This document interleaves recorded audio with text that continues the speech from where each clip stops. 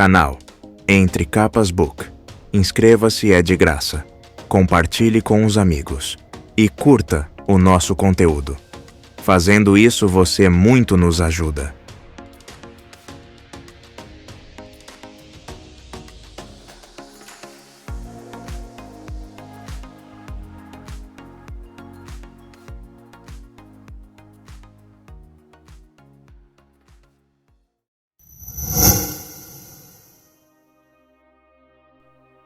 Interlúdios. Silfirena. Sijaanat. Taravangia.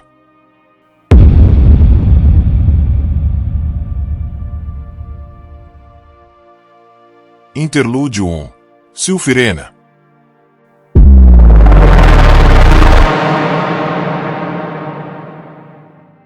Silfirena sentia a energia da grande tormenta que se aproximava como alguém que talvez ouvisse um músico distante chegando cada vez mais perto, chamando com sua melodia amigável. Ela unia pelos salões de Uritiro. Estava invisível para quase todos, exceto seus escolhidos. E naquele dia ela escolhera as crianças. Estas nunca a encaravam com desconfiança. Sempre sorriam quando a viam. Também quase nunca agiam de modo excessivamente respeitoso. Apesar do que dizia a Kaladin, ela nem sempre queria que as pessoas a tratassem como uma pequena divindade. Infelizmente, ainda era muito cedo, então não havia muita gente, crianças ou não, acordada na torre. Kaladin ainda dormia, mas ela gostava que ele estivesse dormindo um pouco melhor agora. Ouviu ruídos vindos de uma porta específica e seguiu para aquela direção, voando até a sala, onde viu a filha de Rocha cozinhando. Os outros a chamavam de Corda, mas seu nome verdadeiro, o Alinon, Lunanaki, Akilu, era muito mais bonito. Era um poema sobre um anel de casamento. Corda merecia um nome bonito. Ela era tão diferente dos aletianos, mais robusta, uma pessoa que não seria levada por uma tempestade, como se fosse feita de bronze. Uma cor sutilmente refletida pelo seu tom de pele. E aquele belo cabelo vermelho era diferente do de Shala. O cabelo de Corda era de uma cor mais parecida com ferrugem, de um tom mais escuro e profundo. Ela o usava em um rabo de cavalo, preso com uma fita. Ela viu Sil, naturalmente. Havia herdado o dom do pai de conseguir ver todos os esprenos. Ela fez uma pausa, de cabeça baixa, e tocou um ombro, depois o outro, então a própria testa. Separou as fatias do tubérculo que tinha cortado e as dispôs em uma pilha organizada na bancada. Uma oferenda para Sil. Aquilo era bobagem, já que Sil não comia. Mesmo assim, ela se transformou em um tubérculo e rolou pela bancada para agradecer. Mas aquela música, a tempestade, ela mal conseguia se conter. Estava chegando. Rolou para fora da bancada e voou para perto para examinar a armadura fractal de Corda, que estava empilhada em um canto. A jovem Papaguampas nunca se afastava dela. Tinha sido a primeira do seu povo em, muito tempo a obter uma fractal. Era uma armadura bonita. Talvez se o devesse detestá-la, como detestava as espadas fractais, mas não era o caso. A armadura era meio que um cadáver. Tudo bem, muitos cadáveres, mas não tão ofensivo. A diferença, ela supunha, era a atitude. Ela podia sentir contentamento, não dor, vindo da armadura. Corda começou a fazer barulho com a panela e Sil uniu de volta para espiar o que estava sendo jogado na água. Às vezes, sentia que tinha dois cérebros. Um deles era o responsável, que a levara a desafiar os outros esprenos de honra e o pai ao procurar Kaladin e formar um laço com o Radiante. Era o cérebro que ela queria que a controlasse. Ele ligava para coisas importantes. Pessoas, o destino do mundo, descobrir o que realmente significava ser de honra. Mas também tinha um outro cérebro, aquele que era fascinado pelo mundo. O cérebro que agia como se pertencesse a uma criancinha. Um barulho alto. Melhor ir ver o que está causando isso. Música no horizonte. Voe de um lado para outro, cheia de ansiedade. Um caranguejo estranho na parede. Imite a forma dele e rasteje por aí para saber qual é a sensação. Pensamentos a bombardeavam. Como era ser um tubérculo sendo cortado? Quanto tempo Rocha e Canção haviam levado para escolher o nome de Corda? Será que deveria ter um nome que era um poema? Talvez os Papaguampas tivessem um nome para ela. Será que tinham nomes para todos os esprenos, ou apenas para os importantes? E assim por diante, sem nunca parar. Ela sabia lidar com isso. Sempre soubera. Mas não era uma coisa de esprenos de honra. Os outros não eram como ela, exceto, talvez, Rua. Baforadas de vapor se elevavam da panela no fogo e Sil assumiu a mesma forma. Uma baforada de fumaça se elevando até o teto. Quando ficou entediada, o que levou poucos segundos, ela acendeu no ar para escutar a música. A tempestade ainda não estava perto o bastante. Não daria para vê-la. Ainda assim, saiu zunindo para a sacada e voou ao longo do exterior da torre, à procura do quarto de Kaladin. A torre estava morta. Ela mal se lembrava de como era antes, quando havia se conectado ao seu maravilhoso cavaleiro idoso. Ele havia passado a maior parte da vida viajando para pequenas vilas, usando-a como uma espada fractal para cortar cisternas ou aquedutos para as pessoas. Ela se lembrava de ir para Uritiru com ele uma vez. E a torre brilhava, cheia de luzes. Mas era um tipo estranho de luz. Parou no ar, percebendo que havia voado até o 17º andar. Esprena besta. Não deixe a criança ficar no comando. Ela voltou para baixo e encontrou a janela de Kaladin.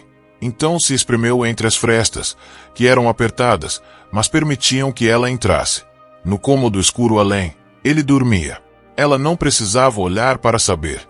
Teria sentido se ele houvesse acordado. Wise. Ele também tem 2 cérebros. Pensou ela. Um cérebro claro e um cérebro sombrio.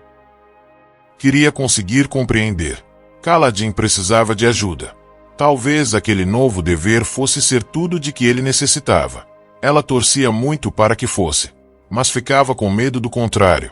Ele precisava da ajuda dela, e ela não podia conceder. Ela não compreendia. A tempestade tinha chegado.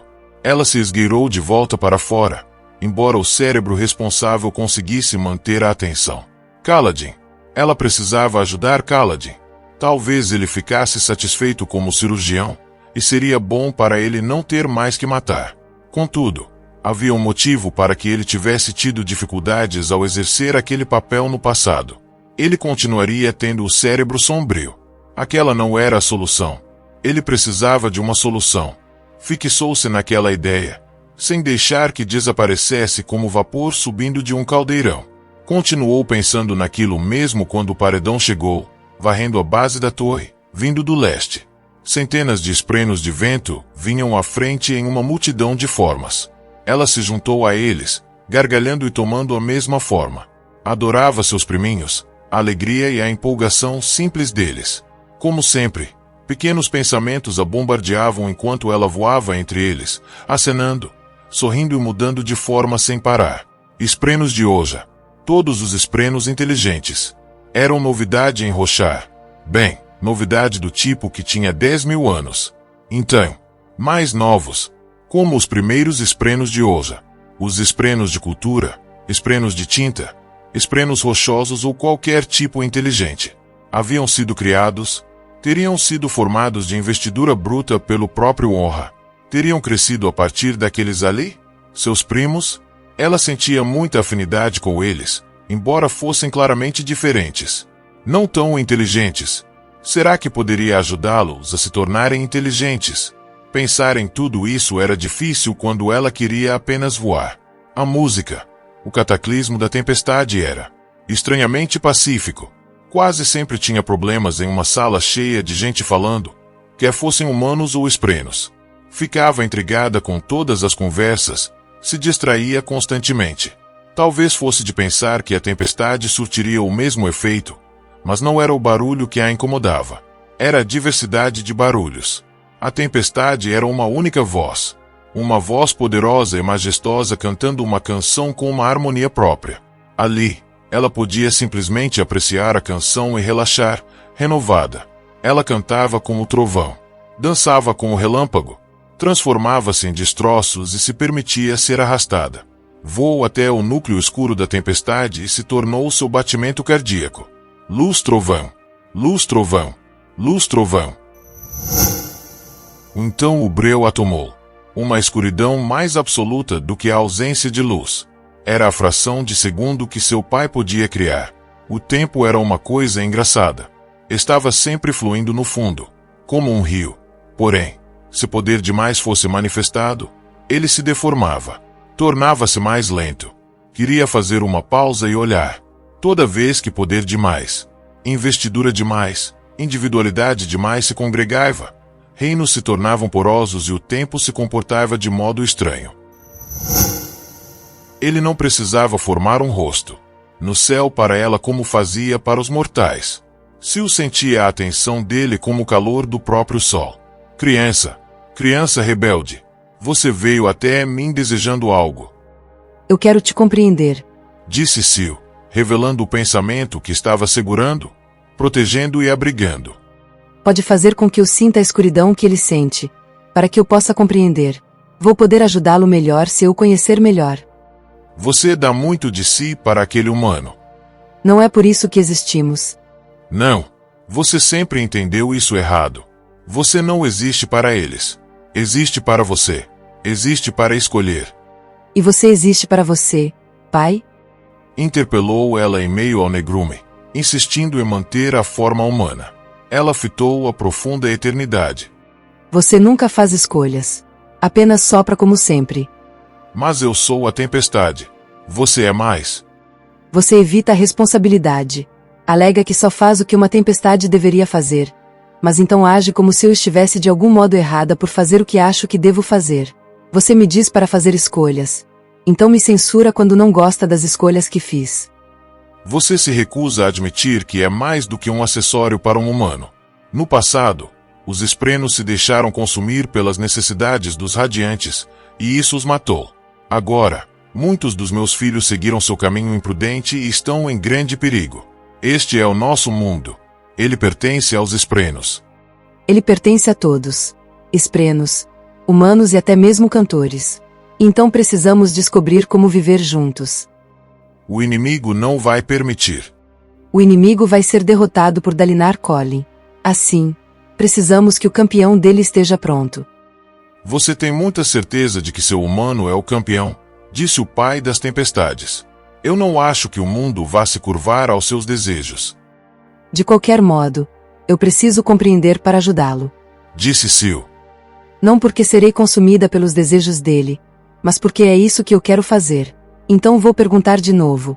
Você pode me tornar capaz de sentir o que ele sente? Eu não posso fazer isso, disse o pai das tempestades. Seus desejos não são malignos, Sulfirena, mas são perigosos. Você não pode, ou não quer. Eu tenho o poder, mas não a habilidade. O tempo intermediário terminou de repente, jogando-a de volta na tempestade. Esprenos de vento espiralavam ao redor, gargalhando e chamando, imitando as palavras você não pode, você não pode, você não pode. Coisinhas insuportáveis, tão ruins quanto ela, às vezes. Sil não abandonou a ideia, acalentando-a. Então se deixou ser distraída pela tempestade. Dançou durante toda a sua passagem, embora não pudesse partir com ela. Precisava permanecer dentro de um raio de alguns quilômetros de Kaladin, ou sua conexão com o reino físico começava a sumir e sua mente enfraquecia. Ela se divertiu dessa vez, e uma hora passou rápido. Quando a calmaria se aproximou, ela parou, cheia de antecipação e de felicidade. Lá em cima, nas montanhas, o fim da tempestade fez nevar. Àquela altura, a tempestade já havia deixado cair toda sua água cheia de crém. Então a neve era branca e pura. Os flocos de neve eram magníficos. Ela desejava poder falar com objetos como Shallan fazia e ouvir a história de cada um. Ela caiu com os flocos, imitando-os, criando os próprios padrões. Podia ser ela mesma, não só viver para algum humano. A questão era que Kaladin não era apenas um humano. Ela o escolhera deliberadamente entre milhões e milhões. O trabalho dela era ajudá-lo. Um dever tão poderoso quanto o dever do pai das tempestades de deixar cair água e crém para dar vida a Roshar. Ela voou de volta a Urithiru, zigue-zagueando entre bancos de neve e então disparando para cima. Aquela região, que ficava para o oeste da torre, tinha vales profundos e picos gelados. Ela mergulhou pelos primeiros e sobrevoou os segundos. Então deu voltas ao redor da magnífica torre. A certa altura, chegou à sacada do vinculador. Dalinar estava sempre desperto durante as grandes tormentas, independentemente da hora. Ela pousou na sacada onde ele estava, no frio. A pedra aos pés dele estava molhada e escorregadia. Naquele dia, a grande tormenta fora alta o bastante para acertar os andares inferiores da torre. Ela nunca a vira chegar até o topo, mas esperava que isso acontecesse algum dia. Seria diferente. Ela se tornou visível para Dalinar, mas ele não se sobressaltou como os humanos às vezes faziam quando ela aparecia. Sil não compreendia por que eles faziam isso. Não estavam acostumados com os Esprenos aparecendo e sumindo o tempo todo por aí. Os humanos eram como tempestades, imãs para todo tipo de Esprenos. Pareciam considerá-la mais perturbadora do que um Espreno de glória. Sil achava melhor considerar isso um elogio. Apreciou sua tempestade, filha antiga? Perguntou Dalinar. Apreciei nossa tempestade, embora o bobalhão do Kaladin tenha dormido o tempo todo. Ótimo. Ele precisa de mais descanso. Ela deu um passo em direção a Dalinar. Obrigada pelo que fez. Por forçá-lo a mudar. Ele estava preso, fazendo o que sentia que tinha que fazer, mas cada vez mais sombrio. Todo soldado chega a um ponto em que precisa pousar a espada. Parte do trabalho de um comandante é estar atento aos sinais. Ele é diferente, não é? Pior, porque a mente dele luta contra ele. Diferente, sim, disse Dalinar, inclinando-se sobre o parapeito. Mas quem pode dizer o que é pior ou melhor? Cada um de nós tem os próprios esvaziadores para matar. Luminosa Silfirena. Ninguém pode julgar o coração nem os testes de outra pessoa, pois ninguém sabe quais são. Eu quero tentar. O Pai das Tempestades deu a entender que há uma maneira. Você pode me fazer compreender as emoções de Kaladin. Pode me fazer sentir o que ele está sentindo. Eu não tenho ideia de como fazer algo assim, respondeu Dalinar. Ele e eu temos um laço. Você deve conseguir usar seus poderes para aprimorar esse laço, fortalecê-lo. Dalinar juntou as mãos sobre a cantaria à sua frente. Não levantou objeções ao pedido. Não era do tipo que rejeitava qualquer ideia de imediato. O que você sabe sobre meus poderes? Foram suas habilidades que fizeram o Sacro Pacto original. E elas existiam e foram nomeadas muito antes da fundação dos Cavaleiros Radiantes. Um vinculador conectou os arautos a Braise, os tornou imortais e prendeu nossos inimigos. Um vinculador vinculou outros fluxos e trouxe os humanos para Roshar, abandonando o mundo moribundo deles. Um vinculador criou, ou pelo menos descobriu, o laço de Nahel. A habilidade de Esprenos e humanos se juntarem para criar algo melhor. Você conecta coisas. Dalinar. Reinos. Ideias. Pessoas. Ele observou a paisagem gelada, recém-pintada de neve. Sil pensou que já sabia a resposta pela maneira como ele respirou e firmou a mandíbula antes de falar. Mesmo que eu pudesse fazer isso, não seria certo. Ela se tornou uma pequena pilha de folhas, desintegrando-se e movendo-se ao vento. Então nunca vou conseguir ajudá-lo. É sempre possível ajudar, mesmo sem saber exatamente o que ele está sentindo. Você pode ser um apoio para ele. Eu tento. Às vezes, ele parece não querer nem a mim. É provavelmente quando ele mais precisa de você. Não temos como conhecer o coração de outro homem, luminosa Silfirena, mas todos nós sabemos como é viver e sentir dor. Esse é o conselho que eu teria dado a outra pessoa, mas não sei se ele se aplica a você. Sil olhou para cima, para a torre que, como um dedo, apontava para o alto, rumo ao céu. Eu tive outro cavaleiro, no passado. Nós viemos para a torre quando ela estava viva. Embora eu não saiba ao certo o que isso significa. Eu perdi memórias durante a dor. Que dor, que sofrimento sente um Espreno? Ele morreu. Meu cavaleiro, relador. Ele quis lutar, apesar da idade. Ele não devia ter ido. Quando morreu, doeu muito. Me senti sozinha. Tão sozinha que comecei a ficar à deriva. Dalinar assentiu. Suspeito que Kaladin sinta algo parecido, embora, pelo que ouvi sobre sua doença, ela não pareça ter uma causa específica. Às vezes, ele começa a ficar à deriva, como você disse. O cérebro sombrio. Disse ela. Um termo apropriado. Talvez eu já possa compreender Kaladin. Pensou ela. Eu mesma tive um cérebro sombrio, por algum tempo. Precisava se lembrar de como havia sido. Percebeu que seu cérebro responsável e seu cérebro de criança haviam se alinhado ao tentar esquecer aquela parte de sua vida. Mas era Sil quem estava no controle, e não esses cérebros. E talvez, caso se lembrasse de como havia se sentido naqueles antigos dias sombrios, pudesse ajudar Kaladin nos dias sombrios dele. Obrigada. Disse ela a Dalinar enquanto um grupo de esprenos de vento passava. Ela ficou olhando para eles. Dessa vez, não sentiu muita vontade de persegui-los. Acho que você ajudou.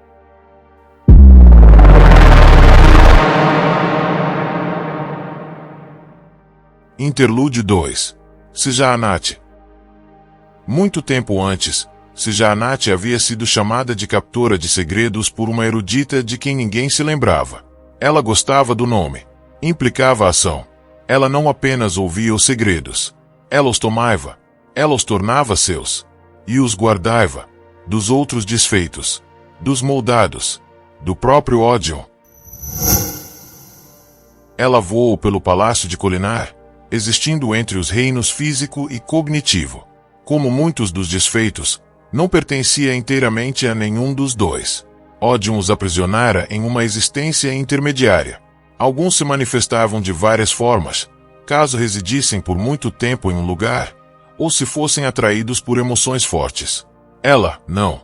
Alguns moldados, ou até mesmo cantores comuns, anotavam. Eles se enrijeciam, olhavam para trás, vislumbravam uma sombra, uma breve escuridão, logo perdida. Vê-la de verdade exigia luz refletida. Acontecia algo similar em Shadesmar. Ela vivenciava aquele reino ao mesmo tempo em que vivenciava o reino físico, embora ambos fossem como sombras para ela. Sjaanat sonhava com a existência de um lugar perfeito para ela e seus filhos. Por enquanto, viveria ali. Ela voou, subindo degraus em um reino, mas mal se movendo no outro. O espaço não era totalmente igual entre os reinos. Não era como se ficasse com um pé em cada um. Na verdade, ela era como duas entidades que compartilhavam uma só mente. Em Shadesmar, flutuava sobre o oceano de contas, sua essência ondulando. No reino físico, passava entre os cantores que trabalhavam no palácio. Sjaanat não se considerava a mais astuta dos desfeitos. Sem dúvida era uma dos mais inteligentes, mas isso não era a mesma coisa. Alguns dos desfeitos, como Nergal, às vezes chamado de euforia, eram praticamente irracionais, mais parecidos com os esprenos de emoção. Outros, como Baido, Mishiron, que havia concedido forma aos cantores durante a falsa desolação, eram astutos e conspiratórios. Sjaanat era um pouco de cada. Durante os longos milênios antes daquele retorno, havia passado a maior parte do tempo dormindo. Sem seu laço com Odion, tinha dificuldade em pensar. A tempestade eterna que aconteceu em Shadesmar, muito antes que ela emergisse no reino físico, a revitalizara, permitira que voltasse a planejar. Mas ela sabia que não era tão inteligente quanto Odion. Conseguia esconder poucos segredos dele e precisava escolher com cuidado, nublando-os por trás de outros que ela revelava. Era necessário sacrificar alguns filhos para que outros pudessem viver. Essa era uma lei da natureza. Humanos não compreendiam isso. Mas ela, sim, ela. Ele estava chegando. Deus da paixão, Deus do ódio, Deus de todos os esprenos adotados. Sjaanat entrou no corredor do palácio e encontrou 2 de seus filhos, esprenos de vento afetados. Humanos os chamavam de corrompidos, mas ela detestava aquele termo. Ela não corrompia. Iluminava-os, mostrando-lhes que existia um caminho diferente. Os humanos não reverenciavam a transformação, a habilidade de todos os seres de se tornarem algo novo, algo melhor, como o ideal básico da sua religião. Ainda assim, ficavam furiosos quando ela deixava os esprenos mudarem. Seus filhos saíram voando para realizar a vontade dela. Então um dos maiores se manifestou. Uma luz intensa e bruxuleante, em constante mutação. Uma de suas criações mais preciosas. Eu irei, mãe, disse ele. Para a torre. Para aquele homem. Miras. Como você prometeu. Odium vai ver você. Respondeu ela. Vai tentar desfazê-lo. Eu sei. Mas a atenção de Odium precisa ser desviada de você. Como já conversamos. Preciso encontrar meu próprio caminho. Meu próprio laço. Vá, então, disse ela. Mas não se conecte a esse humano por causa do que eu disse. Prometi apenas que enviaria um filho para investigar opções. Há outras possibilidades lá. Escolha por conta própria, não segundo o meu desejo. Obrigado, mãe. Obrigado pelos meus olhos. Ele partiu, seguindo os outros. Sjaanat lamentava que os dois menores, os esprenos de vento iluminados, fossem essencialmente distrações. Odium com certeza os veria. Proteger alguns filhos. Sacrificar outros. Uma escolha que só um deus poderia fazer. Uma deusa como Sjaanat. Ela se ergueu, assumindo a forma de uma mulher feita de fluxos de fumaça preta, com olhos totalmente brancos. Sombras e névoa, a essência pura de Odium. Se ele soubesse das partes secretas mais profundas da alma dela, não se surpreenderia, pois ela viera dele, desfeita pela sua mão. No entanto, como todos os filhos, havia se tornado mais. A presença dele se abateu sobre ela como o sol perfurando as nuvens. Poderosa, vibrante, esmagadora. Alguns moldados no corredor a notaram e olharam ao redor, embora os cantores comuns não fossem afinados o bastante para ouvir a canção de Odium. Como um ritmo, mas mais ressonante. Um dos 3 tons puros de Roshar. Ela não compreendia por completo as leis que o limitavam. Eram leis antigas e relacionadas aos acordos entre os fractais, os altos deuses da Cosmere. Odium não era apenas a mente que controlava o poder. O receptáculo. Tampouco era apenas o poder por si só. O fractal. Ele era ambas as coisas, e às vezes parecia que o poder tinha desejos que iam contra os propósitos do receptáculo. Sjaanat chamou uma voz infundida com o tom de Odium. O que são esses esprenos que você mandou embora? São os que fazem sua vontade. Sussurrou ela, e se prostrou, derramando-se no chão. São os que vigiam, os que escutam. Você andou falando com os humanos novamente. Para. Corrompê-los com mentiras. Aquela era a mentira que ela e Odium estavam representando ultimamente. Ela fingia que entrara em contato com a radiante Shallan e com alguns outros a serviço dele, antecipando seus desejos. Ele fingia que não sabia que ela o fizera contra a sua vontade. Ambos sabiam que Sjaanat queria mais liberdade do que ele permitia. Ambos sabiam que ela queria ser uma deusa por conta própria. Mas Odium não tinha certeza de que ela de fato estava tomando medidas para miná-lo, como quando salvara Shallan e seus companheiros da morte em Kholinar, um ano antes. Ela havia fingido que aquilo fora acidental, e ele não conseguia provar o contrário. Se Odium a pegasse em flagrante, ele a desfaria de novo. Roubaria sua memória, a rasgaria em pedaços. Mas, ao fazê-lo, perderia uma ferramenta útil. Daí o jogo. Para onde você os enviou? Perguntou ele. Para a torre, senhor. Para vigiar os humanos, como discutimos. Devemos nos preparar para o próximo movimento do vinculador. Eu vou me preparar, disse ele. Você se concentra demais na torre. Estou ansiosa pela invasão. Gostaria muito de rever Irmane. Talvez seja possível fazer algo para que desperte. Para que se convença. Odium devia ter planejado enviá-la naquela missão, mas o entusiasmo dela fez com que hesitasse. Ele seguiria os filhos dela para ver se estavam de fato indo para a torre.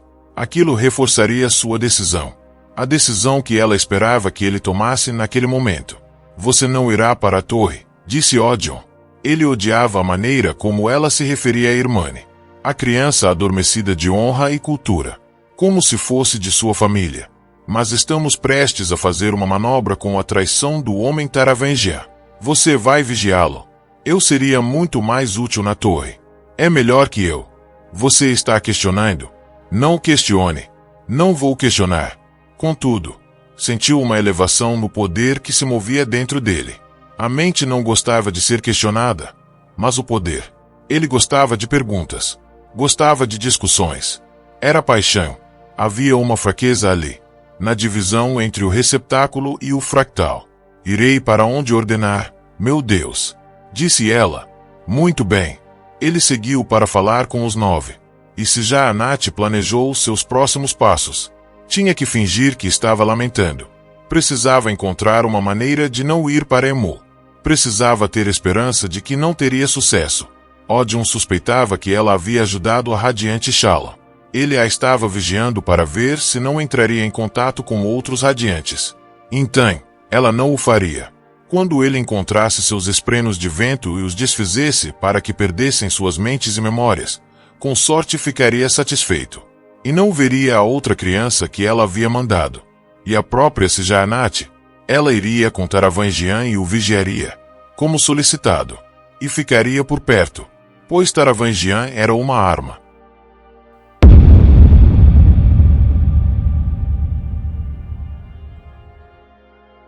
Interlúdio 3. No fogo. Fazia muito tempo que Taravangian suspeitava de que não teria um funeral.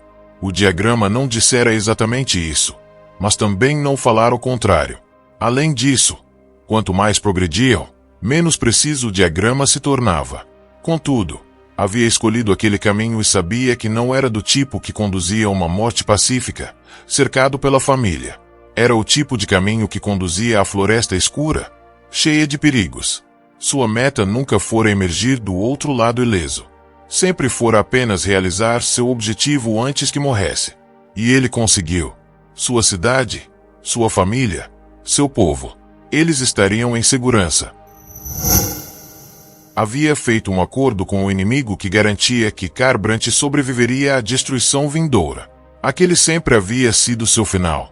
Só isso. Dizer a si mesmo algo diferente era tanto tolo quanto perigoso. Então o dia chegou. O dia em que mandou seus amigos embora.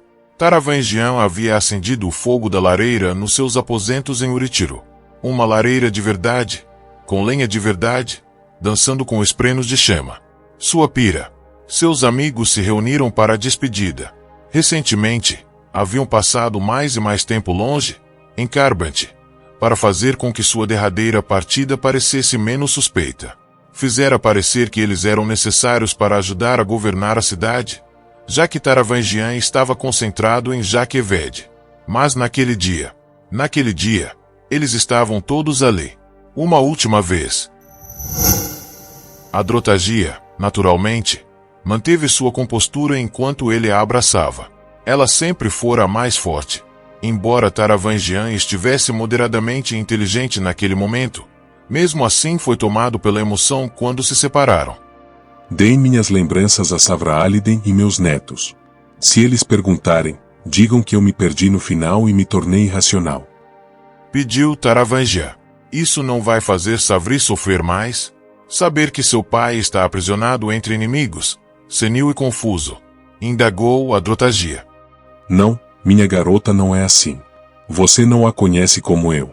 Diga a ela que eu estava cantando na última vez que me viu. Isso vai consolá-la. Ele apertou os pulsos de Adrotagia enquanto ela segurava o dele. Que sorte ter tido uma amiga durante. Raios, 73 anos. Assim será feito, Vargo. E o diagrama? Perguntou ela. Ele havia prometido a Adrotagia uma última confirmação. Taravangian soltou os pulsos dela. Então caminhou até a janela, passando por Miro. O enorme guarda-costas estava chorando, abençoado fosse. Mais tarde naquele dia, Taravangian partiria para Zircundalinar e Jasná. Logo depois, os exércitos dele, seguindo as ordens de Odion, trairiam seus aliados e trocariam de lado. Era uma sentença de morte para Taravangian, que seria deixado cercado pelos inimigos. Ele estava levando o exército do tamanho certo para deixar Dalinar e os outros monarcas tranquilos. Grande o bastante para convencê-los de que Taravangian estava comprometido, mas pequeno o suficiente para permitir que ele fosse capturado no caso de uma traição. Era um movimento calculado da parte de Odion. Que monarca tão poderoso se permitiria ficar tão vulnerável? Sentindo-se cansado, Taravangian repousou as mãos idosas sobre o parapeito de pedra da janela do seu quarto na torre. Havia pedido aposentos com vista para o sul, onde aquilo tudo começara com um pedido à guardiã da noite. Naquele momento, Suspeitava de que sua dádiva havia sido escolhida por alguém mais grandioso do que aquele antigo espreno. O diagrama serviu a seu propósito. Nós protegemos Kharbranch. Nós cumprimos o diagrama. Disse Taravangian. O livro e a organização de mesmo nome eram apenas ferramentas. Está na hora de debandar. Desmontar nossos hospitais secretos. Entregar nossos soldados para a guarda da cidade. Se houver quaisquer membros de cargos intermediários que você ache que sabem demais, dê a eles uma missão secreta bem demorada, a ser cumprida bem longe da civilização. Dalan tem que estar entre os primeiros desse grupo. Quanto a Delgo, Malata e outros que são úteis demais para serem desperdiçados, acho que vão aceitar a verdade. Nós cumprimos nossa meta. Kharbranch estará segura. Declarou ele, olhando para suas mãos envelhecidas, rugas como cicatrizes para cada vida que havia tomado. Diga-lhes que não há nada mais patético do que uma ferramenta sem utilidade. Não vamos simplesmente inventar outro trabalho para nossa organização. Precisamos permitir que aquilo que serviu seu propósito morra. Até aí, tudo bem, disse Miro, dando um passo à frente e cruzando os braços como se não estivesse chorando pouco antes. Mas você ainda é nosso rei. Não vamos deixá-lo. Vamos, sim, retrucou Adrotagia, baixinho. Wise, Vargo está sob a suspeita do espinho negro. Explicou Adrotagia. Não terá permissão de partir, não agora. E se ele conseguir partir, será caçado quando a traição acontecer. Nós, por outro lado, podemos fugir e ser ignorados. Sem ele, Kharbranch estará segura. Essa sempre foi a intenção, Miro. Disse Taravangian, ainda olhando para as montanhas. Eu sou o pináculo que atrai o relâmpago. Eu sou o portador dos nossos pecados. Kharbranch poderá se distanciar de mim quando nossos exércitos em Jaqueved se voltarem contra os Aletianos. Os grão-príncipes vedenos estão ansiosos e sedentos de sangue. Todos eles receberam promessas dos moldados. Vão perpetuar a luta, acreditando que serão favorecidos quando as forças de Odium vencerem. Você está sendo jogado fora, protestou Miro. Depois de tudo que fez, Odium vai desperdiçá-lo. Pelo menos vá para Jaqueved. Claro que Miro não entendia. Tudo bem. Aqueles detalhes não apareciam no diagrama. Eles estavam em terreno desconhecido no momento. Eu sou uma distração. Explicou Taravangian. Tenho que ir com a força expedicionária até Emu. Então, quando Jaqueved virar a casaca, o espinho negro estará tão concentrado em mim e na ameaça imediata aos seus soldados que vai deixar passar qualquer coisa que Odium esteja tentando fazer nesse meio tempo. Não pode ser tão importante a ponto de arriscar você, disse Miro. Taravangian tinha suas suspeitas. Talvez a manobra de Odium fosse digna do custo. Talvez não. Mas não importava. Seguindo as ordens do deus, Taravangian havia passado um ano preparando Jaqueved para trocar de lado, promovendo as pessoas que Odium queria, posicionando tropas. Agora que estava feito, Taravangian era inútil. Pior, era uma fraqueza em potencial. Assim, Taravangian seria entregue aos Aletianos para execução, e seu cadáver, queimado sem um funeral apropriado. Os Aletianos não honravam traidores. Reconhecer seu destino era doloroso, como uma lança atravessando o estômago. Era estranho o quanto aquilo o incomodava. Estaria morto. Então por que se importar com o funeral? Ele se virou da janela e apertou com firmeza a mão de Miro. E então lhe deu um abraço inesperado. Deu outro abraço na baixa e confiável Mabem, a serva que cuidara dele durante todo aquele tempo. Ela lhe entregou um pequeno pacote de suas geleias favoritas, vindas da longínqua Shinovar. Eram cada vez mais raras depois que o comércio com aquele estranho país havia sido cortado. O diagrama indicava que provavelmente um ou mais dos desfeitos havia se instalado lá. Vezes demais aqueles que escrevem a história focam nos generais e nos eruditos, em detrimento dos trabalhadores silenciosos que cuidam para que tudo seja feito. A salvação do nosso povo é uma vitória de vocês tanto quanto minha. Disse Taravangian para Mabem. Então se curvou e beijou a mão dela. Por fim, ele se voltou para Dukar, o guarda-tempo que administrava os testes de inteligência de Taravangian a cada manhã. Sua túnica era tão extravagante e tola, como sempre, mas a lealdade do homem permaneceu firme enquanto ele erguia sua bolsa de testes. Eu deveria ficar com o senhor, vossa majestade, disse ele enquanto a lareira próxima lançava faíscas, os pedaços de lenha se deslocando. Ainda vai precisar de alguém para realizar os testes todas as manhãs. Os testes não são mais relevantes, Dukar. Respondeu Taravangian gentilmente, e levantou um dedo. Se você permanecer, será executado. Ou talvez torturado para fornecer informações sobre mim. Embora eu tenha prometido fazer o que fosse necessário para salvar nosso povo, não vou dar um único passo a mais. Nem uma única morte além do necessário. Assim, meu ato final como seu rei é ordenar que parta. Dukar se curvou.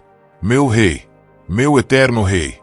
Taravangian olhou de volta para Adrotagia e desdobrou uma folha de papel do bolso. Para minha filha. Ela será rainha de Kharbranch quando isso acabar. Certifique-se de que ela me renegue.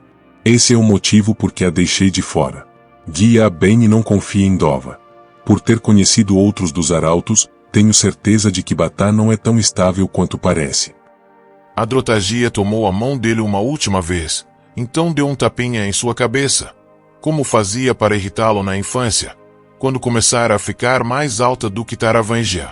Ele sorriu, então observou todos fazerem uma mesura, um a um, e então partirem lentamente.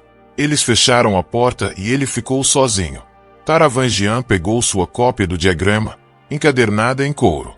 Apesar de anos de esperança, nunca viveu um dia como aquele em que criara o livro. Mas aquele único dia fora o bastante. Foi mesmo? Sussurrou parte dele. Você salvou uma única cidade. O melhor que podia fazer. Esperar mais que isso seria perigoso. Ele foi até a lareira e assistiu aos esprenos de chama que dançavam. Então deixou sua cópia do diagrama cair no fogo.